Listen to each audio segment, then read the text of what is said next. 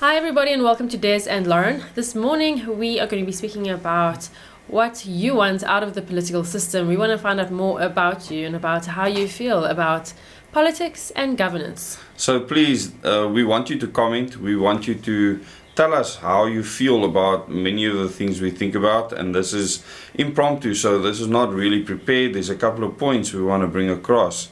And we hope that you stay with us because this is a very important discussion that'll outline the future of this country. So I feel like we have two options really, and it's two extremes. And I think in both the previous evil apartheid government and this government, they found themselves more towards the one extreme than the other. And those two extremes are self-governance versus authoritarian rule. And most governments will be somewhere in the middle. And I feel personally I'm working towards more towards self-governance than anything else. However, we found ourselves, and it was clear throughout the global disaster that we all experienced. You can call it the COVID-19 pandemic. Can you? Yes, you without can. being censored. At the moment, yes. You find most countries find themselves more towards authoritarian rule. And I always think, because here I am going along my merry way trying to change the government system so that we can have more authority in our own lives and not be dictated to by leaders and overlords. But I don't know if everyone wants the same thing I do. What would you prefer? Would you prefer just to go on with your life, have a job, and leave everything in your community up to government? In other words, government delivers so many services, transport and education, and they tax you almost to death to make sure these services are put forward. Beyond the limit. We're beyond our limit now. Take corruption out of the picture. Imagine you have a functioning government and people that are actually working in their roles to deliver those services. Would you be happy, like in the Nordic countries, paying tax and letting government to government? Would you even, some of them pay up to 70% tax up to let 70% governments tax. do everything for you. But you're hopping onto a free train every morning to go to work. Your kids are going to an almost free school that's really good quality. But in some of them, if you give birth, you get like leave for 2 years. It's amazing. And then that part is the maternity and paternity leave. And then no real public participation. You just leave governing up to the government, and you just carry on with your life in your own selfish bubble, living your best life, doing your thing. Get your pay and spend your pay. Yes, but at the end of the day, when it comes to crises, the leaders of the day, more specifically the state leader, has the final say on what happens. If everyone needs to take a certain medical procedure, then everyone will take a certain medical procedure or not participate in society. If everyone all of a sudden has to go from 70% tax to 90% tax, there's no question about it, then you just have to do it. If everyone has to stop driving cars because of climate change, it just has to happen. If everyone has Stop to making your braai a fire. stop braaiing or switch off the electricity at a certain time every day because of climate change or whatever, and you just have to follow suit. So there's very limited freedom in this one. Because only the government is organized against the citizens. It can never be for the citizens. I can't see that scenario. When you give government all the power and it's organized off of your taxpayers' money, it is organized against you. And I don't think a lot of people understand this. Especially because of the global perspective. So every country is part of a global organization, or a few. And the United Nations, for many of them. The United Nations has a non-binding agreements with its member states to implement certain things. So you have to look at the relationship between you as a citizen, your government, and then that global ideology, and how it all fits in together. So in a country that has a lot of authoritarian rule, less democracy in other words, and democracy is thrown around too easily. So many countries proclaim to be democracies. I don't believe they are because true they democracies. Vote. Just because of voting, but democracy is so much more. That's the only democratic thing in most countries, the fact that you can vote. What happens with that vote afterwards is the most undemocratic thing. It is. Yeah. So, what do you want out of governance and politics? The converse of that and I look at some examples of ancient peoples and how they had to fight for their survival every day. It was a fight for survival. I don't feel like we're very different. The world goes around in circles, doesn't it? We're getting back there. So in an authoritarian rule, I feel like even your square meters where you live is controlled. Whereas if you go towards a more self-governance rule, there's more freedom, which means also more access to land on which you can build wealth and on which you can build a life and raise a family. The government will actually make land available, enough land for that. Yes, ideally that would happen, because there is more than enough space in South Africa. It's what it's been used for or not used for that is the issue. So there's more than enough space, but then we've got urbanization, which is dictated to by the economic system that is causing what we have as an over-densification of areas, which is creating a situation where people are living in complete abject poverty and in very highly polluted areas, which is not a natural or healthy way of living. So when you go towards the self-governance side of the spectrum, in my mind, what we're going towards is more abstract, more freedom, less tangible. So in an authoritarian rule, okay, everyone lives in apartment blocks and everyone goes to school 5 kilometers from their home and everyone drives the train to work and everyone listens to this and this radio station and everything's known and everything's within defined parameters. Sounds like 1984. Authoritarian rule. And then as you go towards a more self-governing society, there's less knowns like that, less tangibles, and you just live freely. And there's consequences to that, but there's also massive responsibility. So instead of government administering basic services, and I understand if we had to implement a system like that, there'd be a transitional period. You can't just implement it overnight. Can't happen overnight. But ultimately, your involvement in your community on a non-governmental basis would solve most of society's problems. So you would be intricately involved in uplifting your community to a point where you progress beyond the need for government. Whether that's in 10 years or 100 is up to the community itself. At this stage, the authoritarian rule is just being transferred from government to corporations. It is. And it's not individual citizens actually empowering themselves. And I think what we're trying to gauge is how many people are actually willing to put in the effort or what it takes.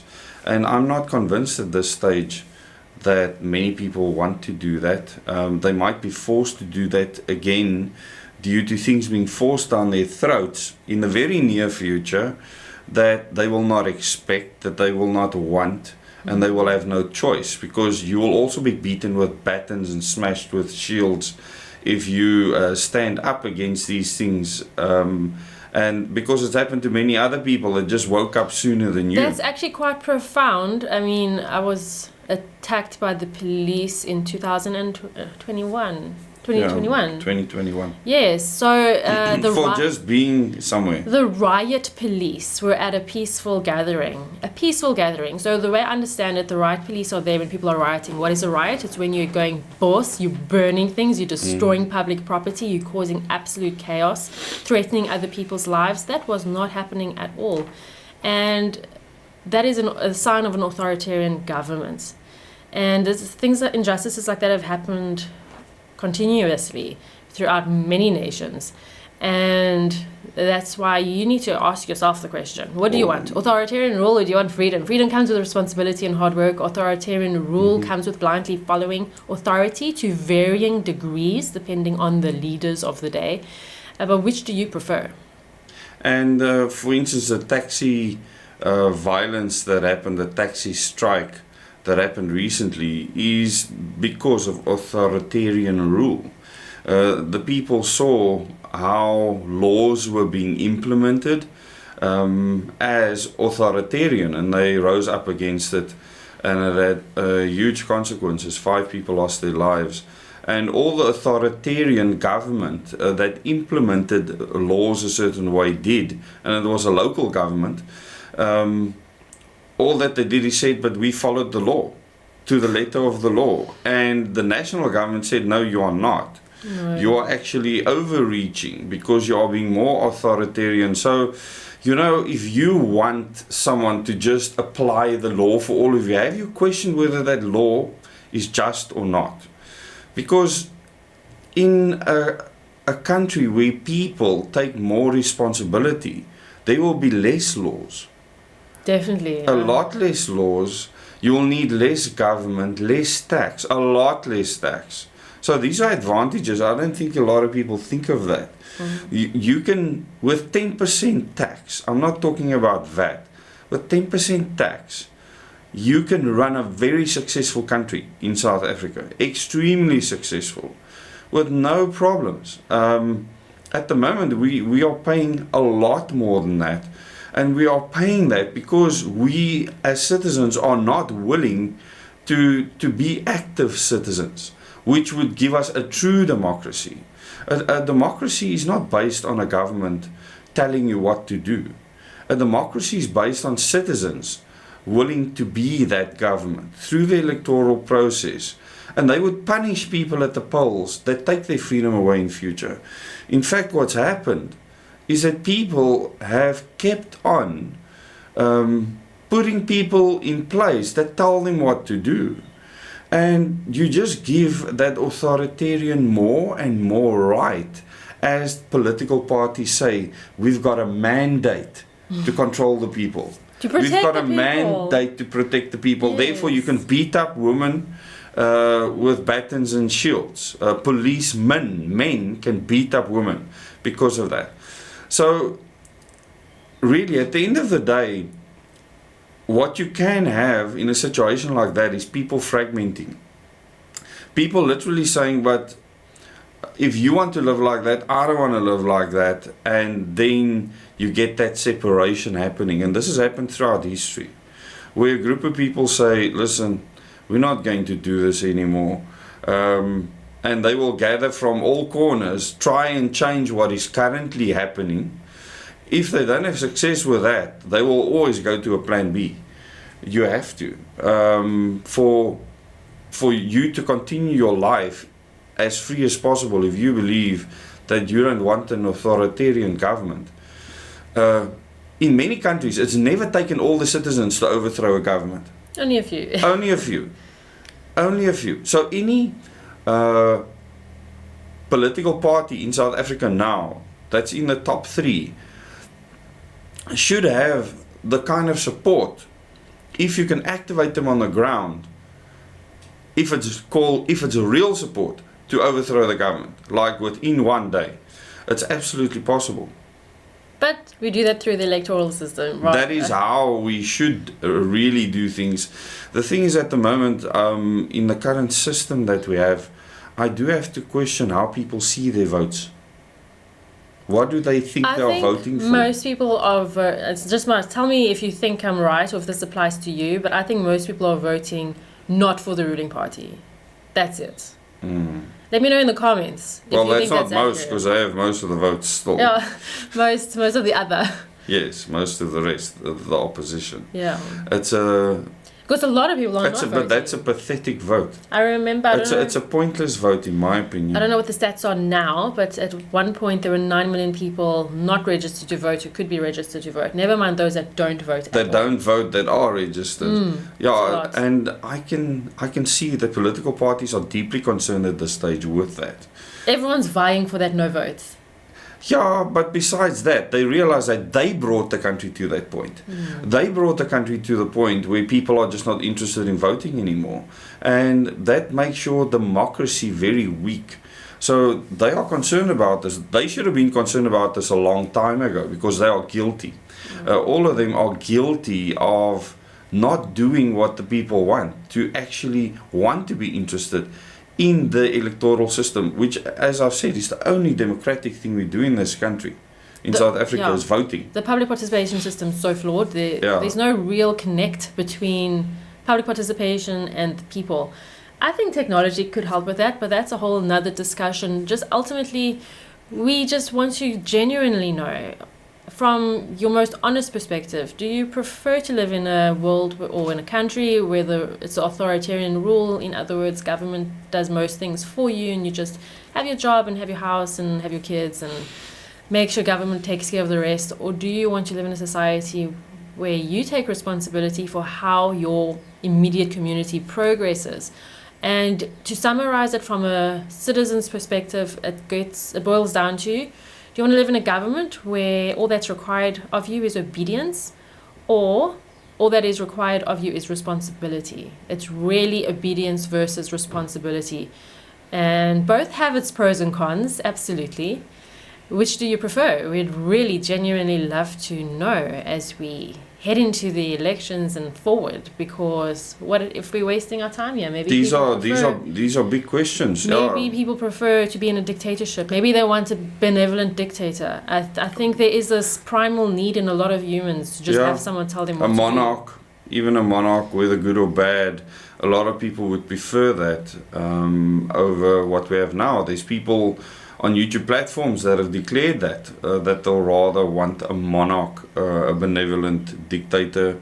I know there's many people I've worked with that are highly intelligent that say the best governance system is a benevolent dictator. So that's removing democracy completely. A person deciding everything that happens. And it's frightening, because when something like COVID-19 comes along, and I want you to remember this, because what is coming is far worse than what you've experienced already. And I dread the day that starts all over again in a far worse way, because the people are now organized. The United Nations is organized. The surveillance systems are in place. Yeah, they're putting more and more surveillance systems in place. They now are having pacts at the United Nations, the World Health Organization, where countries are going to be working together from the get-go. It is being planned meticulously, and if you're not aware of this, go to the World Health Organization's website and see. And listen to some of the world elites when they tell you that the next pandemic will be far worse. It's almost like they know. They like to understand what is coming, and you need to ask yourself why. So what kind of governance system would you prefer to be in that scenario? That's a good question to ask. I think that's the most important thing, because I think before it's clear that most people were happy to just obey. They don't want freedom. So they want corruption gone, but they want the government to be your daddy or your mommy. Yeah, so the daddy or mommy government we have now is the one we deserve. We deserve that government because that's what we are willing to put up with. Anyways, I want freedom. Yes. Complete and utter Same freedom. here. I know it takes a lot of responsibility, it takes a lot of hard work, a lot of strength, but it's worth it in my opinion. And I want my children to grow up in that free society. Do you want that? I hope there are some people on this channel that also share that want with me. Please let us know in the comments what your thoughts are on what we discussed today. The Omega training we'll be providing will give this country the backbone to do exactly that, where you empower citizens to know what to do to be a good citizen, to enable that responsibility so that we can have less government, less tax, all of those things. So please look out for the announcements around the Omega training. Go to our Telegram channel, join there, we will give you more information. And then do consider doing our workshops that we have been doing, the level 1 and level 2 workshops. You can find that details on the Telegram channel too. Please remember to subscribe to this channel, click the notification icon so you can get notifications of all our videos. We do make a video more or less every day during the week, sometimes more. And yeah, like and share as well if you share this video, and if you like the video, it helps with the algorithms so that everyone else can see what's happening. I think that this is an important message as well, and all the news that we cover as well speaks to the global trends for the world, which is very important to take note of. And as always, as much as I want you to like and share on this channel, go and follow the United Nations, the World Economic Forum, and all these global organizations. Follow them on Facebook, on Twitter, on Instagram, so that you yourself can be updated on what is happening in the world. You'll get first-hand information on how there is experiments on insect food and all kinds of things that we believe are against humanity.